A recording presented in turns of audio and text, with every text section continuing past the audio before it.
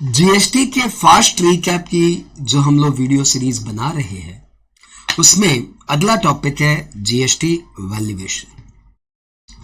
GST valuation आप सभी को पता है कि कोई भी एग्जाम हो उसमें एक क्वेश्चन इसका पक्का है। और जीएसटी वैल्यूएशन को हम लोग दो पार्ट में डिवाइड किए हैं, वन जीएसटी और दूसरा जीएसटी वैल्यूएशन रूल्स। तो पहले हम लोग कर रहे हैं जीएसटी वैल्यूएशन और फिर हम लोग करेंगे वैल्यूएशन रूल। वैल्यूएशन सेक्शन 15 के द्वारा कवर्ड है। सेक्शन 15 सबसेक्शन 1 में बोला हुआ है assessable value of a transaction shall be its transaction value, यानी transaction value is equal to assessable value, यानी जितने में आप ट्रांजैक्ट किए वही आपकी असेसेबल वैल्यू। मतलब यदि ये मोबाइल आप 50,000 में बेच दो तो इसकी असेसेबल वैल्यू 50,000, ये मोबाइल आप 40 में बेच दो तो इसकी असेसेबल वैल्यू 40,000, ये मोबाइल आप किसी को टोपी बना के 60,000 में बेच दो तो इसकी असेसेबल वैल्यू 60,000। मतलब जितने में आप बेचोगे भैया वही इसकी असेसेबल वैल्यू हो जाएगी। बस इसमें आप दो कंडीशन सेटिस्फाई कर देना। पहला, supplier and recipient are not related person, क्योंकि यदि buyer and seller are related party तब तो फिर प्राइस थोड़ा सा मैनिपुलेटेड होने की संभावना है, तो फिर transaction value will not be treated as assessable value. And दूसरा, price must be the sole consideration.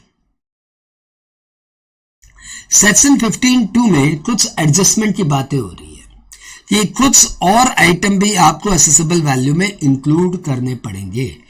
उसमें है नंबर 1 टैक्सेज।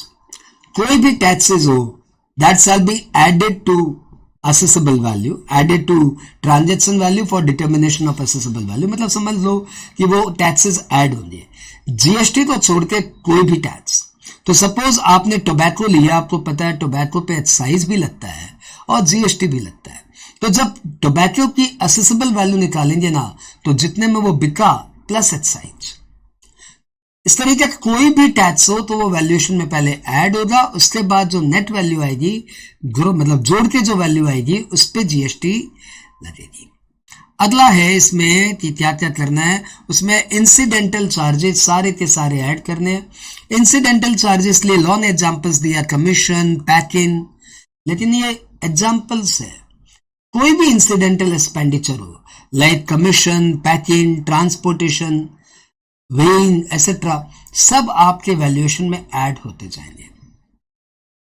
कोई भी obligation of the supplier borne by the recipient shall be added to assessable value, यानी कोई भी ऐसा काम जो सप्लायर को करना चाहिए था लेकिन सप्लायर की जगह रेसिपिएंट ने कर दिया तो that shall be added to assessable value.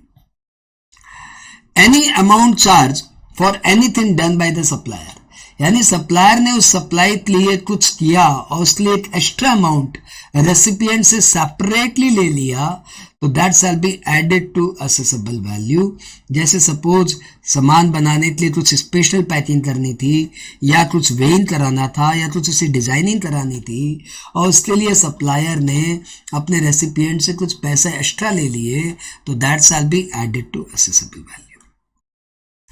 Interest या लेट फीस यदि सप्लायर चार्ज करता है अपने रेसिपिएंट से क्योंकि रेसिपिएंट ने उसको टाइमली पेमेंट नहीं किया, और यदि रेसिपिएंट उसको दे देता है तो जितना अमाउंट रेसिपिएंट ने सप्लायर को इंटरेस्ट या लेट फीस बोल के दिया that shall also be added to assessable value.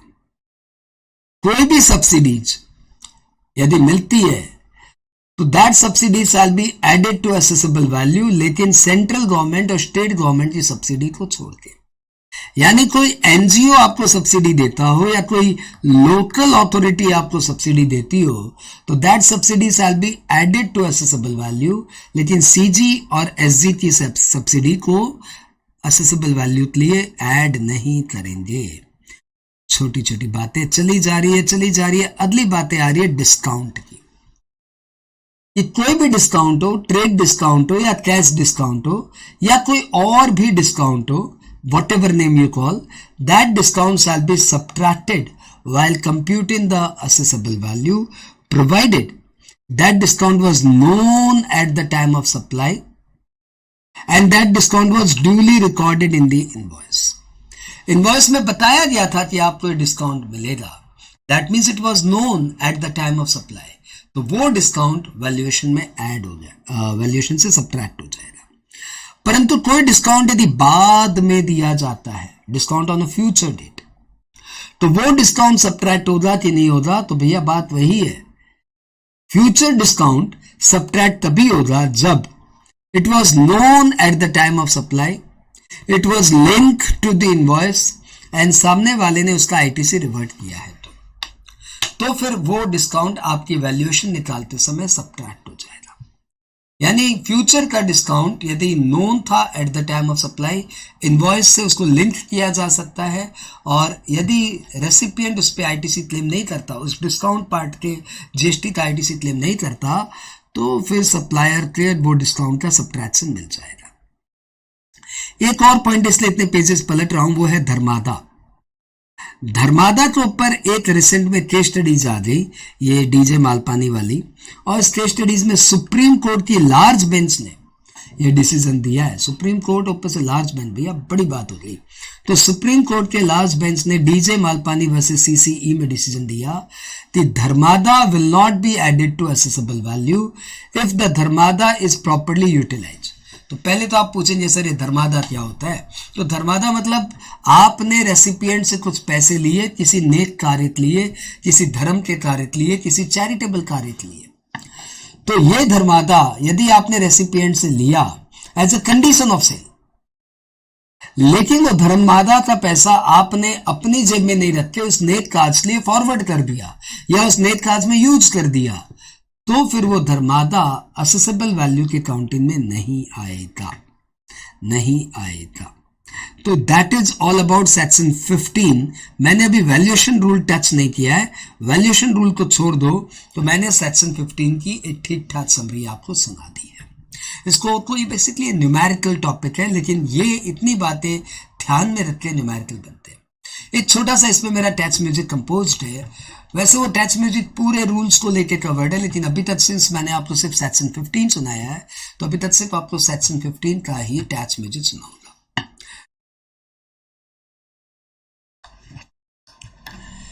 GST valuation के लिए जिस गाने को मैंने सेलेक्ट किया है, वो गाना मेरे दिल के बहुत करीब है. आई होप आपके भी दिल के बहुत करीब है, क्योंकि गाना ही ऐसा है, वंदे मातरम वंदे मातरम. बहुत पुराना गाना है कि आओ बच्चों तुम्हें दिखाए झांकी हिंदुस्तान की, इस मिट्टी से तिलक करो ये धरती है बलिदान की. वंदे मातरम वंदे मातरम वंदे मातरम वंदे मातरम. जलियांवाला बाग ये देखो यहीं चली थी गोलियां, ये मत पूछो किसने खेली यहाँ खून की होलियां. एक तरफ थी बंदूक दंदन, एक तरफ थी टोलियां, मरने वाले बोल रहे थे इनकलाब की बोलियां. यहाँ लगा दी बहनों ने भी बाजी अपने प्राण की, इस मिट्टी से तिलक करो धरती है बलिदान की. वंदे मातरम वंदे मातरम वंदे मातरम वंदे मातरम. तो भैया मतलब ये वर्डिंग्स ही ऐसी है कि सभी को एक बार गुनगुना ही लेना चाहिए, लेकिन इसी वर्डिंग्स पे हमने जीएसटी को पंच किया है. Let's start. जितने में ट्रांजैक्शन होगा उतनी वैल्यू पकड़ेंगे, जीएसटी है शानदार दिल से इसको पढ़ेंगे. GST valuation, GST valuation. जितने में ट्रांजैक्शन होगा उतनी वैल्यू पकड़ेंगे, जीएसटी है शानदार दिल से इसको पढ़ेंगे. GST valuation, GST valuation. Incidental सारे खर्चे इसमें ऐड करेंगे, गवर्नमेंट सब्सिडी छोड़ सारी ऐड करेंगे, जीएसटी को छोड़ सारे टैक्स ऐड करेंगे, interest late fees penalty add करेंगे, ट्रेड डिस्काउंट कैश डिस्काउंट दोनों लेस करेंगे. जीएसटी है शानदार दिल से इसको पढ़ेंगे. GST valuation. Can you imagine कि सेक्शन 15(2) में जितनी भी बातें थी वो इस 30 सेकंड की लाइन में सब कवर हो जाए। घड़ी देख के 30 सेकंड से भी कम में वापस से देखो पूरा का पूरा जीएसटी वैल्यूएशन। इंसिडेंटल सारे खर्चे इसमें ऐड करेंगे, गवर्नमेंट सब्सिडी छोड़ सारी ऐड करेंगे, जीएसटी को छोड़ सारे टैक्स ऐड करेंगे, interest late fees penalty add करेंगे, ट्रेड डिस्काउंट कैश डिस्काउंट दोनों लेस करेंगे, जीएसटी है शानदार दिल से इसको पढ़ेंगे, जीएसटी वैल्यूएशन जीएसटी। मतलब मैंने सिर्फ घड़ी देखी मैंने, ये 28 सेकंड में पूरा का पूरा पॉइंट कवर हो गया। That is the power of tax music. ठीक है, आई होप इसमें कुछ एक्सप्लेनेशन की दरकार ही नहीं थी कि इंसिडेंटल जितने भी खर्चे हैं वो ऐड करना है, गवर्नमेंट यानी सीजी और एसजी को छोड़ के सारी सब्सिडी ऐड करना है, जीएसटी को छोड़ के सारे टैक्स ऐड करना है, इंटरेस्ट और लेट फीस या penalty what ever name you से यदि वो रेसिपिएंट दे देता है तो दैट शैल बी एडेड, और ट्रेड डिस्काउंट कैश डिस्काउंट जो भी बिल में मेंशन मतलब इनवॉइस में मेंशन्ड है and which was known at the time of supply shall be added, और जीएसटी शानदार दिल से इसको पढ़ेंगे। तो जीएसटी वैल्यूएशन आपका फिनिश हुआ। अब अपने चलेंगे जीएसटी वैल्यूएशन रूल में अगले वीडियो में। Thank you.